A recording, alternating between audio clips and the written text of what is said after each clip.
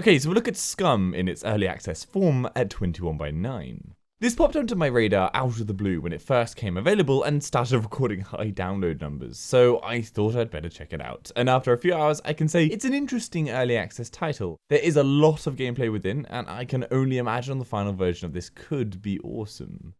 Now, initially there was no ultra-wide support, but I am very happy to say this clearly has been rectified, and Within is a game that lacks any real scaling issues. Gameplay correctly shows up more on the sides of the screen, the HUD shifts to the sides of the screen space, both the main and in-game menus also use the entire screen space, and really, the only 16:9 moment is that of the loading screens. I must admit, I thought initially that the game was zoomed in from a 16:9 viewpoint due to the weird cropped view you have of your character, but upon checking, nope, this is exactly how it's supposed to look. I would appreciate an FOV slider to enable moving the camera further from him, but for now that's not an option, and it's obviously the gameplay choice of the devs thus far.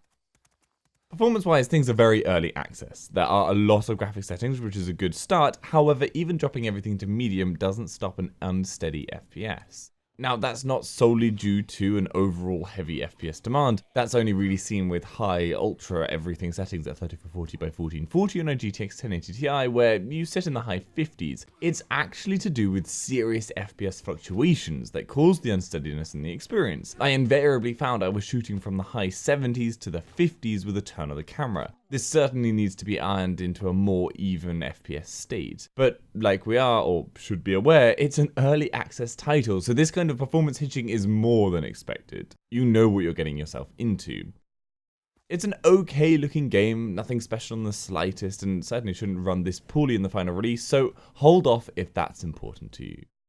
There is clearly a huge amount to explore within Scum. How it differs dramatically from the myriad of other survival games now out there, I don't know, and certainly this manages to pack in an insane amount of stats to follow and use to survive the puppet-filled world, and what a huge world it is, but yeah, I've not played enough yet to have an informed opinion of it. Suffice it to say, the 21:9 support means I'm happy to recommend buying this from an ultra-wide perspective. Whether you want to put your money into a risky early access title is obviously your choice.